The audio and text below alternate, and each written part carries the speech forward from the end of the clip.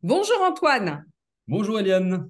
bonjour à tous. Aujourd'hui, je reçois Antoine Escudier, qui est le fondateur de VetApp et qui va nous expliquer son parcours entrepreneurial.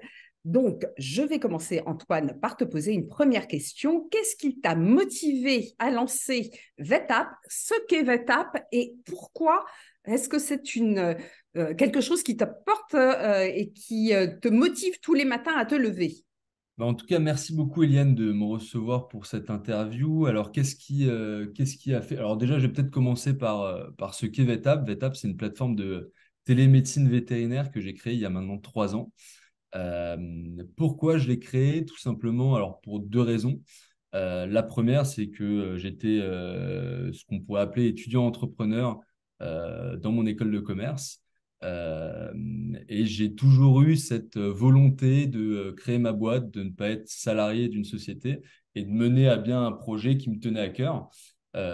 Donc en fait, ça va me permettre de faire la transition sur pourquoi VetApp, pourquoi ce domaine d'activité. Tout simplement parce que j'ai toujours été passionné par les animaux. Je voulais être vétérinaire, alors j'ai pas été assez bon scolairement pour pouvoir faire des études vétérinaires. Mais j'avais à cœur d'aider à la fois les propriétaires d'animaux, d'être accompagnés de plus en plus par leurs vétérinaires et avoir accès de plus en plus facilement aux soins vétérinaires, d'un côté. Et puis de l'autre côté, de pouvoir aider une profession vétérinaire qui aujourd'hui a beaucoup de mal à se développer, à être rentable. Et troisièmement, c'est quand même la profession où il y a le plus de suicides en France, c'est chez les vétérinaires, contrairement à ce qu'on pourrait penser, où on pense généralement que c'est chez les agriculteurs. Donc c'est vraiment une profession qui a mal et que je souhaitais vraiment aider, grâce à la technologie et notamment au digital, à soutenir. D'accord. Et puis les propriétaires, bien évidemment, d'animaux qui sont très nombreux et qui nous écoutent, bien entendu, aujourd'hui. Exactement, bah, c'est vrai que c'est un marché qui est assez conséquent. On a un marché qui s'est développé ces dernières années. On passe d'une relation propriétaire-animal qui à la base était celle du travail. En fait, un animal, il y a 40 ans, c'était un animal de travail pour les bergers, garder les chiens, les brebis, pardon, les moutons, etc., à une relation qui est vraiment beaucoup plus, si je puis dire, familiale, où en fait l'animal est au centre de la famille et est un membre à part entière de la famille. Où on se rend compte au fur et à mesure que les soins qui sont prodigués aux animaux coûtent de plus en plus cher et en fait les propriétaires sont prêts à mettre le prix pour que leur animal soit bien soigné. Mais oui, parce que l'animal est effectivement complètement rentré maintenant dans les familles et est un membre à part entière, un membre qui prend des vacances en même temps que ses propriétaires et que l'on emmène partout. Exactement. Et je crois d'ailleurs que tu es un ancien cavalier. Alors peut-être que l'ancien cavalier ou peut-être es-tu d'ailleurs toujours cavalier, c'était peut-être moins facile d'emmener l'animal, mais il me semble qu'en médecine vétérinaire, on commence par étudier tout ce qui se rapporte, enfin toute la comparaison est faite par rapport au cheval, et donc c'est l'animal de référence qui est étudié dans les écoles. C'est cela? Exactement. Alors, c'est vrai que ça prend. Alors, je n'ai pas fait une école de vétérinaire, donc il faudra peut-être demander à ma directrice médicale qui, elle, est vétérinaire et a fait 15 ans de veto. Mais c'est vrai que le cheval a une place vraiment importante au sein des écoles vétérinaires. Il y a des cursus qui sont dédiés à la médecine vétérinaire équine. Et jusqu'à présent, on avait beaucoup de personnes, beaucoup d'étudiants qui se tournaient vers ces cursus-là parce que bah, c'est un animal qui déchaîne les passions. Et je sais bien de quoi je parle, puisqu'effectivement, j'ai été cavalier pendant une vingtaine d'années.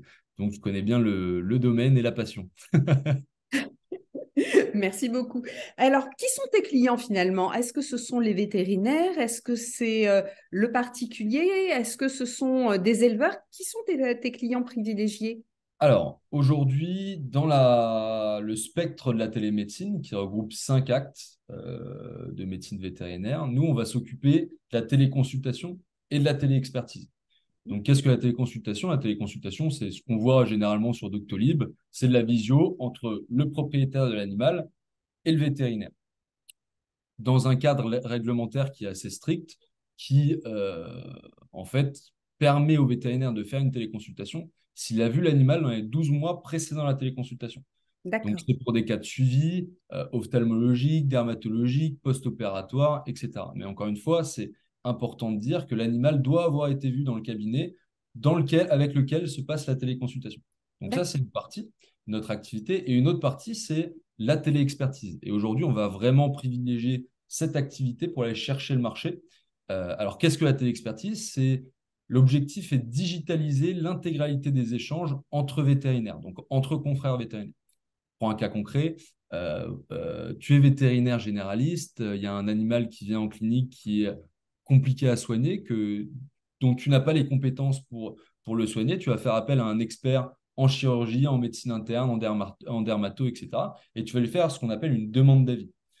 La demande d'avis, aujourd'hui, elle est pas centralisée, donc c'est hyper compliqué de retrouver les commémoratifs de l'animal si l'animal vient en référé par la suite, donc en physique chez le vétérinaire expert. Elle n'est pas formalisée, donc généralement, il y a un ping-pong qui s'organise entre les vétérinaires généralistes et les vétérinaires spécialistes pour avoir bien tous les documents et pouvoir répondre à la demande d'avis. Et enfin, c'est du temps de conseil qui est donné au final au propriétaire à titre totalement gratuit. Donc l'objectif, c'est vraiment de digitaliser toute cette partie-là sur une seule et même plateforme, venir la centraliser, la formaliser et à terme la monétiser. Donc aujourd'hui, si vous l'avez bien compris, nos clients sont les vétérinaires. Donc on propose nos solutions aux vétérinaires qui vont soit après faire de la téléexpertise entre confrères, soit proposer nos solutions aux propriétaires d'animaux. Super. Merci beaucoup, Antoine. Est-ce qu'il y a une fausse idée dans ton métier que tu voudrais comme ça faire sauter? Alors, il y a, si je puis dire, deux fausses idées. Alors, c'est pas vraiment dans mon métier, puisque moi, je suis encore une fois pas vétérinaire, mais dans le monde vétérinaire, c'est la première fausse idée qui me vient, c'est la partie où les vétérinaires gagnent énormément d'argent, sont très riches. Alors, c'était le cas il y a 40, 50 ans, notamment chez les vétérinaires ruraux, même un peu plus. Euh, et en fait, on voit avec l'inflation, avec voilà, l'augmentation du coût de la vie, que les vétérinaires, au fur et à mesure, ont réduit leur marge, leur rentabilité, et on se retrouve avec des cliniques vétérinaires qui aujourd'hui font en moyenne 10 à 11% de rentabilité sur l'année, donc ce qui n'est vraiment pas énorme, et avec des vétérinaires salariés qui ont des salaires tout à fait normaux, si je puis dire, voire même assez faibles. Après 5 ans d'études, on a des vétérinaires qui gagnent 2500 euros par mois pour une, une temporalité de travail qui est assez conséquente, puisque les vétérinaires vont être amenés à faire des gardes, vont travailler énormément, puisqu'il y a assez peu de vétérinaires en France, donc ils ont quand même beaucoup de travail. Donc ça, c'est vraiment la première fausse idée qu'on a du monde vétérinaire et qu'il faut abolir. Alors après, on a un effet qui est en train de se créer, qui est un effet de structuration de marché, tout simplement, avec des réseaux de cliniques qui sont en train de se créer et qui essayent justement de remonter la pente et de gagner en rentabilité sur les cliniques vétérinaires. Notamment, les deux grands noms connus de la profession sont IVC Evidensia, Cévetis, qui ont entre 200 et 250 cliniques vétérinaires. Donc, c'est vraiment un phénomène qui est en train d'essayer de retrouver de la marge sur les actes vétérinaires et de gagner en rentabilité tout en améliorant vraiment le bien-être des salariés vétérinaires et de ceux qui font partie du monde vétérinaire. Et puis la deuxième, j'en parlais tout à l'heure, Eliane, c'est qu'on est face à une profession qui vit un véritable mal-être, de par, premièrement, la relation avec le propriétaire, qui est au final mal connue et peu enseignée dans les écoles véto, tout simplement parce qu'en fait, dans les cursus, on apprend à soigner un animal et on n'apprend pas la relation que devrait avoir le vétérinaire avec le propriétaire. Parce qu'en fait, étant vétérinaire, le premier obstacle qu'on rencontre, c'est la discussion qu'on a avec le propriétaire, du fait notamment que l'animal est un membre à part entière aujourd'hui de la famille du propriétaire. Donc, c'est ces relations-là et ces difficultés-là que peuvent être amenées à rencontrer le vétérinaire qui les met à mal puisqu'elles ne sont pas enseignées. Et voilà, où il faut trouver des solutions, il faut les accompagner, il faut les former, leur enseigner la relation et le côté social, en tout cas la relation avec le propriétaire, Et c'est vrai que c'est quelque chose de très important puisqu'on est face à une profession, je le redis encore, qui éprouve un fort mal-être aujourd'hui, malgré le côté métier-passion qu'on pourrait avoir en tête et qui est un très très beau métier aujourd'hui, qui est de soigner les animaux. Alors, je suis totalement en phase avec toi.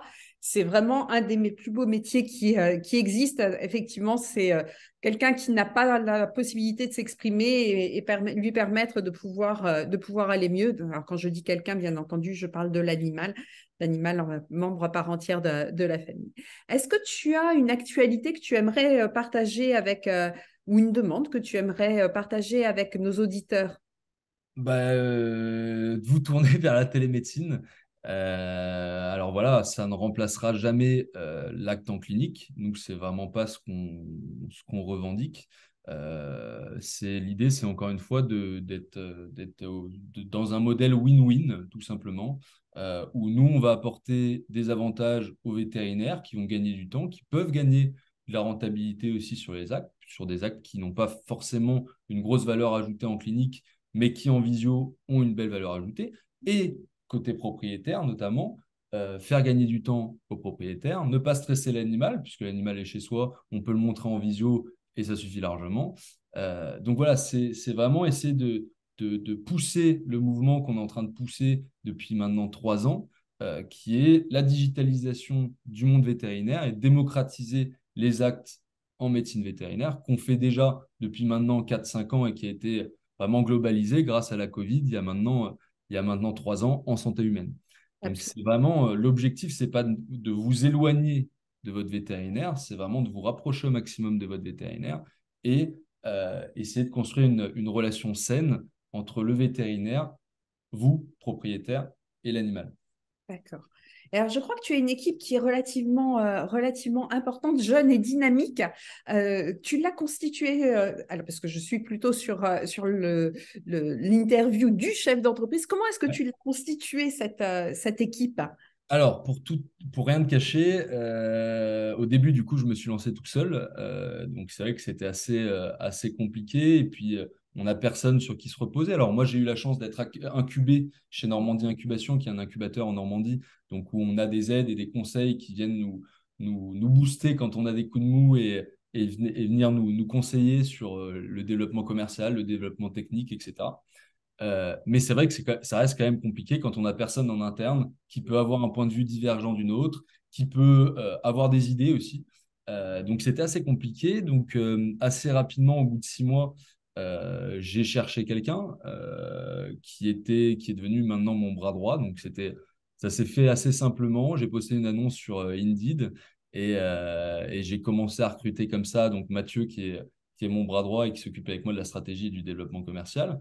Après, on a rencontré Marie-Flore, qui est aujourd'hui notre directrice médicale via les réseaux sociaux et notamment LinkedIn, qu'on a agrégé au projet aussi. Et puis, pour la partie technique, pareil, on a mis ça fonctionne très bien sur les réseaux sociaux, donc on a mis une annonce sur nos réseaux. Et puis, on a Jordan qui a Ah ouais. rejoint l'équipe et qui s'occupe de toute la partie technique. Mais ça n'a pas été une mince affaire parce que surtout que moi, je ne connais pas le recrutement, je ne savais pas recruter, je ne savais pas comment s'y prendre. J'hésitais entre plusieurs profils qui me paraissaient bien, notamment pour Mathieu, on avait un profil un peu plus senior qui connaissait très bien le domaine de la santé animale, qui avait déjà des entrées dans les cliniques vétérinaires. Et de l'autre côté, j'avais un profil très junior qui avait fait pas mal de commercial et qui avait entre allez, 5 et 8 ans dans le monde commercial, mais à faire plein d'activités. Il vendait des machines de nettoyage pour les grandes surfaces. Il a fait de la vente de crédit. Enfin bref, il a fait tout un tas de choses, mais qui ne connaissait pas spécifiquement le monde de la santé animale. Donc, essayer de trouver le juste milieu et de se dire, OK, je vais sur ce profil-là au lieu de sur un autre, ça reste compliqué. Oui. Et puis après, pour Marie-Flore et Jordan, ça s'est fait très naturellement. Voilà, l'objectif, c'est comme tu l'as dit, c'est de construire une équipe qui est jeune, qui est extrêmement compétente, qui a des profils complémentaires. Ça, c'est vraiment très important. Et, euh, et donc voilà, ça s'est fait assez naturellement. Et puis maintenant, on est 8 dans l'équipe. donc avec une équipe technique, une équipe communication médicale, si je puis dire, et l'équipe stratégique et commerciale avec Mathieu. Et effectivement, quand on est chef d'entreprise, on doit revêtir tellement de casquettes qu'il est compliqué d'être expert dans chacun des domaines. Tu as cité le recrutement, la finance, le marketing, la communication, le juridique, que sais-je. Il en faut tellement qu'effectivement, c'est C'est ça. beaucoup, Donc c'est beaucoup vraiment, enfin, d'apprentissage. et encore aujourd'hui, on couvre pas tous les domaines de l'entrepreneuriat. Donc on a réussi à construire ce qu'on pourrait appeler des board advisors, donc des boards de conseil, qui vont venir mensuellement nous accompagner pour aller chercher soit des sujets stratégiques, soit des sujets techniques sur le développement de certaines fonctionnalités, ou encore nous aider au niveau commercial. Et là, ça fait 6 mois maintenant, qu'on a créé un board vétérinaire où on a différents vétérinaires qui ont souscrit au capital de VetApp et qui nous poussent au niveau français pour que les cliniques vétérinaires acquièrent nos solutions. Très bien. Merci beaucoup, Antoine. Est-ce qu'il y a une question que je ne t'ai pas posée et que tu aurais aimé que je te pose? Bonne question. Non, bah après, voilà, on peut parler de beaucoup de choses. Il y a l'entrepreneuriat qui a le vent en poupe ces dernières années, mais il faut pas. Alors moi, je me suis lancé comme ça et aujourd'hui, je referai pas du tout la même. Enfin, je ne ferai pas du tout la même chose dans le sens, dans la manière dont je l'ai construit. D'accord. J'apprendrai mes erreurs et je construirai autrement. Il faut bien se préparer quand on se lance dans ce domaine-là, enfin dans l'entrepreneuriat en tant que tel. On ne peut pas se lancer comme ça. C'est pas aussi facile que ce qu'on voit sur LinkedIn. Sur LinkedIn, il y a beaucoup de... voilà, enfin, on enjolive énormément la vie, notre vie. Mais c'est pas si facile que ça. Il faut bien préparer le terrain, bien préparer le marché, ne pas avoir peur de l'échec aussi. C'est très important.